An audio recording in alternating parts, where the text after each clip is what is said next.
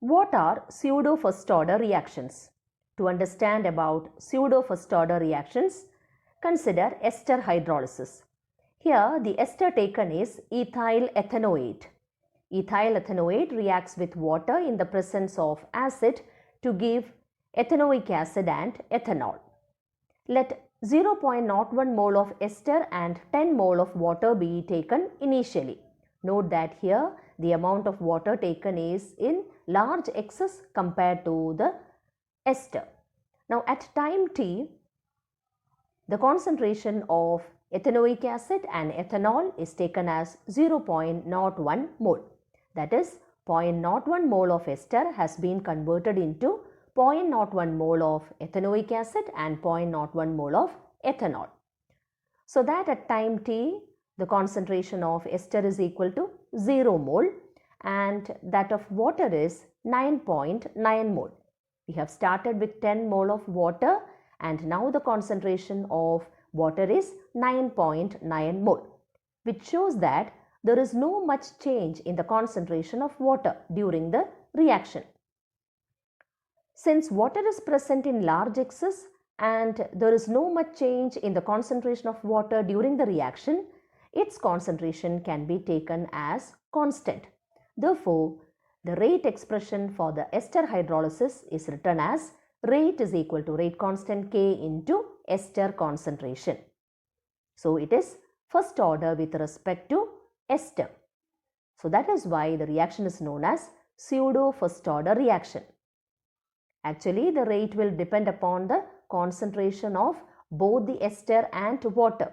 So we will get the reaction as second order reaction. But it appears to be like a first order reaction because since water is present in large excess and since the concentration is not changed much during the course of the reaction, its concentration is taken as constant. Therefore, the rate of the reaction depends only on the concentration of the ester ethyl acetate. So that is why the rate expression is written as rate is equal to rate constant K into ester concentration. So it is known as pseudo first order reaction. It is false first order reaction. Another example for pseudo first order reaction is inversion of cane sugar. Cane sugar C12H22O11 undergoes hydrolysis in the presence of acid to give glucose and fructose. Here also water is present in large excess and its concentration is not changed much during the course of the reaction. Therefore, the rate of the reaction is given as rate is equal to rate constant K into concentration of cane sugar. So, pseudo first order reactions can be defined as those reactions in which one reactant is present in large excess and the concentration of that reactant is not changed much during the course of the reaction, so that the rate of the reaction depends only on the concentration of the other reactant. Let us now try to solve few numericals related to this chapter. The question given is, a first order reaction takes 40 minutes for 30% decomposition. Calculate T half. So in the question it is given it is a first order reaction and we have to calculate T half.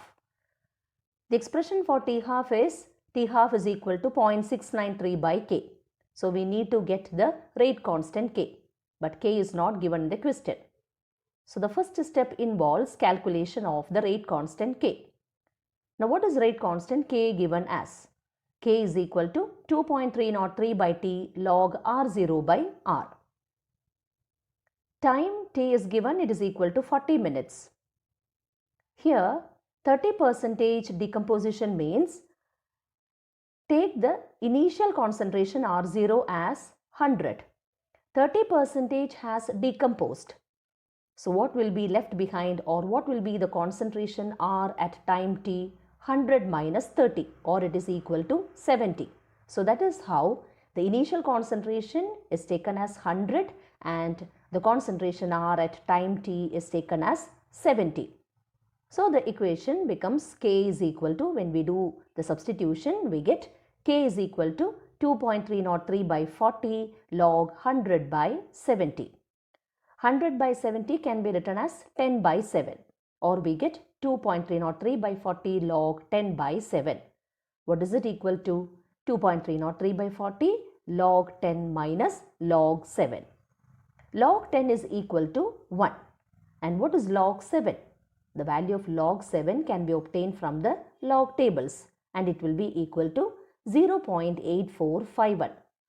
So subtract 0.8451 from 1. So we get it as equal to 0.1549.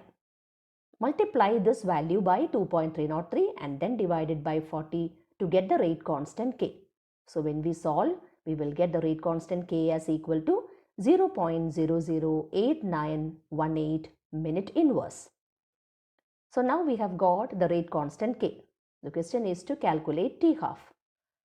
We know that T half is equal to 0.693 by K. So when we substitute the value of K, we get T half is equal to 0.693 by 0.008918, which is equal to 77.7 minute. Next question.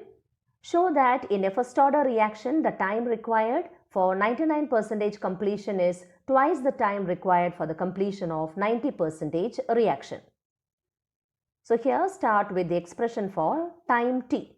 What is t equal to? 2.303 by k log r0 by r. Next, you should write an expression for t 99%.